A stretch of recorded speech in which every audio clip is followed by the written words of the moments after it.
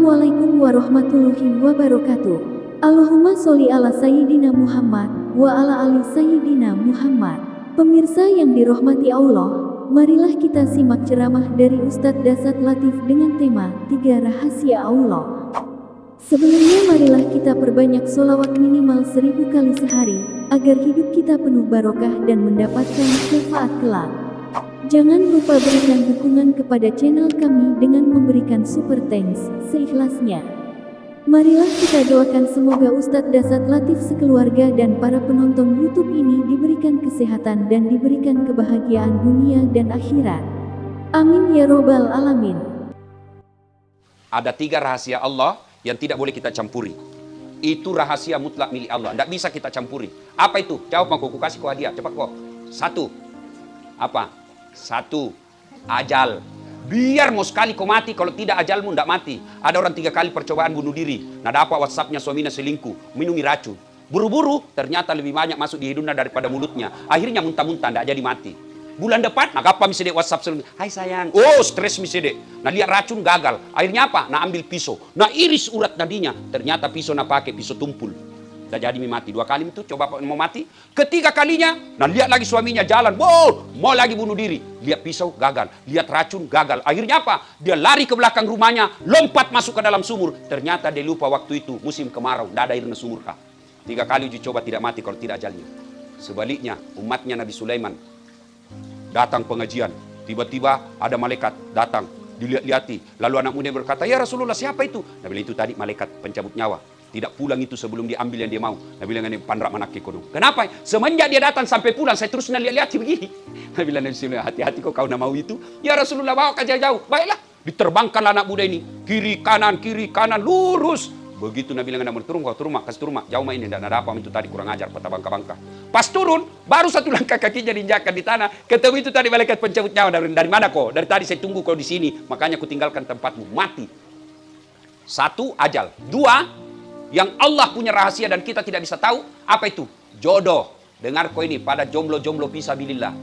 Dengar kau ini cowok, yang lihat ini di Instagramku, yang cewek-cewek, jangan kau mau dapat tolo-tolo cowok.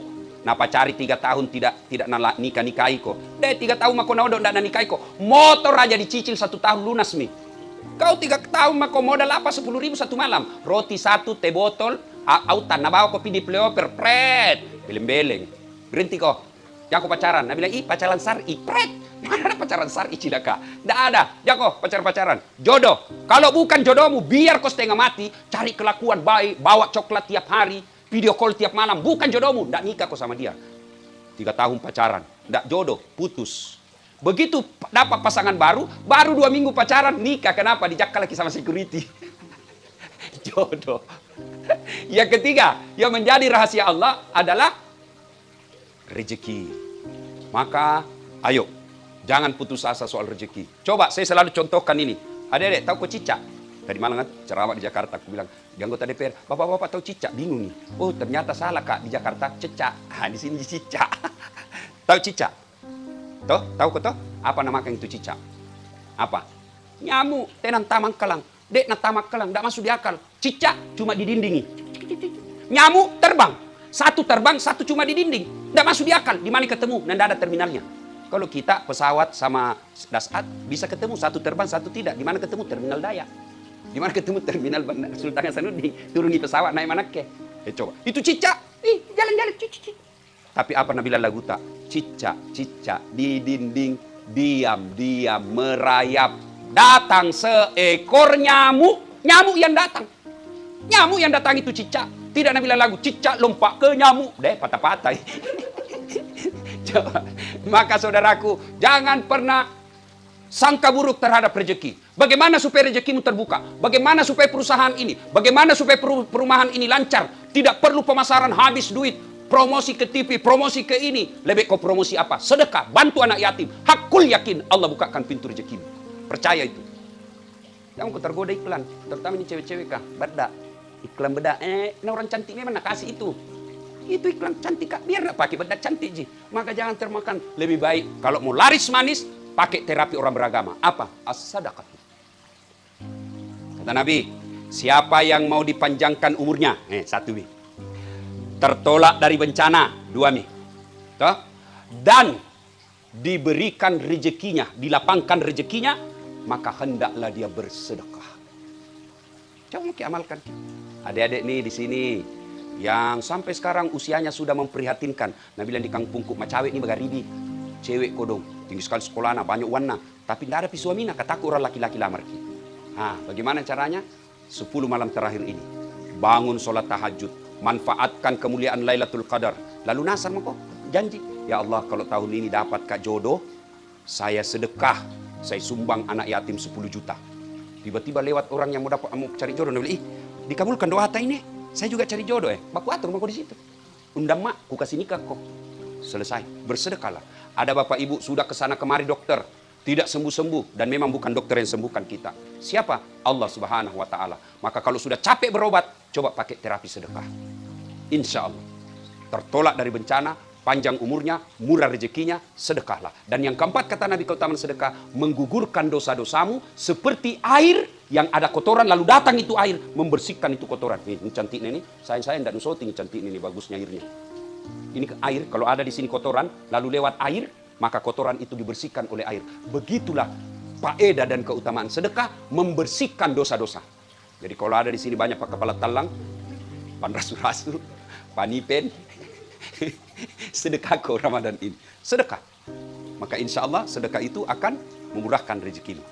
Yang kedua, ketika Rasulullah Sallallahu Alaihi Wasallam usia 40 tahun, kemudian Khadijah 60 tahun, sakit beliau Khadijah, demam. Lalu dia panggil anaknya, Fatimah ta'al, sini kau dulu nak, sini dulu nak. Kenapa? Sebentar lagi ini ajal menjemput saya. Rasa-rasanya ini tidak lama mak hidup. Terus kenapa Umi? Dia bilang begini nak, itu ada serbannya bapakmu yang selalu nak pakai terima wahyu, mintakan ke itu serban nak. Mudah-mudahan dengan serban itu saya mau jadikan kain kafan, mudah-mudahan serbannya itu meringankan saya dari azab kubur. Bayangkan, istri Nabi masih mencemaskan azab kubur. Apalagi kau yang tidak pernah sembahyang. Nabi bilang suami pikir sembahyang, Nabi bilang orang belum bersih, masih ada yang sedikit-sedikit. Nabi bilang suami bohong kau toh, apa bohong? Pacinikan kau. Itu Khadijah, manusia mulia, masih mencemaskan kubur. Lalu Fatimah berkata, Mak, kenapa bukan kita yang minta sama bapakku? Kenapa sih saya? Dengar kata Khadijah, Nak, saya malu minta sama bapak. Subhanallah. Kira-kira yang menonton acara ini, masih ada enggak sekarang istri yang malu minta sama suaminya? Kira-kira masih ada yang malu minta sama suaminya? Jangan karena minta, curi. Ibu-ibu sekarang kan pandai semua cari uang. Nah dapat suaminya. Dia bilang, deh, pintar cari uang. Maksudnya apa? Batin aku sembunyi, lu dapat sih. Lalu Khadijah berkata, saya malu minta sama bapakmu. Bayangkan, malu minta sama bapak. Lalu mendengar itu, Rasulullah keluar, meneteskan air mata. Datang Jibril. Nampak di hadapan Nabi. Lalu Jibril berkata, ya Muhammad, sampaikan kepada Khadijah, ada salam dari Allah Subhanahu wa Ta'ala. Bayangkan, Allah titip salam kepada Khadijah. Masya Allah. Saya saja baru-baru dapat WhatsApp dari Menteri Agama. Assalamualaikum warahmatullahi wabarakatuh. Ustadz Dasnat Latif atas nama negara memohon dengan hormat kepada Pak Ustadz untuk mengisi acara peringatan Isra Mi'raj tingkat negara di Istana Presiden. Begitu saya dapat ini WhatsApp, langsung ku kasih lihat semua temanku. Ku bawa ki pulang kampung HP ku kasih lihat semua WhatsApp. Lihat kuete manu. Sepupu bukan kaleng-kaleng menteri. Coba saya sudah bangga, menteri diundang ke Istana Presiden, padahal presiden ada hilang masa jabatannya. Ini Allah yang titip salam, sampaikan kepada Khadijah, ada salam dari Allah. Subhanallah. Tidak cukup sampai di situ, Jibril lalu menyampaikan lagi kepada Nabi, karena Jibril tidak boleh bicara langsung kepada Khadijah, karena Jibril hanya bisa bicara kepada Nabi dan Rasul. Ya Muhammad, sampaikan kepada Khadijah, Allah telah menciptakan istana dalam surga untuknya. Bayangkan, istana, surga sudah sebuah kenikmatan, surga sudah sebuah kemuliaan, ditambah lagi istana dalam surga. Subhanallah. Dan istana itu kata Jibril, Allah ciptakan istana itu terbuat dari mutiara. Maju Pak Eko. Mutiara. Coba, kenapa bukan jamrud? Kenapa bukan berlian? Kenapa bukan emas? Usut punya usut, ternyata Khadijah punya sifat seperti mutiara. Ibu-ibu tahu mutiara? Adik-adik gadis nih, tahu kok mutiara toh? Tahu kok toh? Bukan mutiara tetangganu. Itu anaknya orang. Ini yang perhiasan. Tuh, mutiara. Coba lihat itu mutiara. Hidupnya kan di dasar laut, kerang, ibaratnya kerang. Toh, dia buka, dia punya apa itu? Perut, apa sih namanya? Pokoknya buka itu moncongnya. Cuk. Masuklah pasir dan kerikil-kerikil. Bayangkan, lihat itu perutnya mutiara. Bayangkan misalnya tude. Tahu jago tude toh?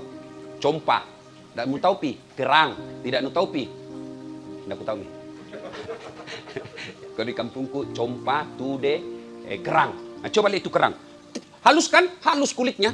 Lalu masuk pasir dan kerikil-kerikil. Pasti sangat perih. Daging yang halus ketemu pasir.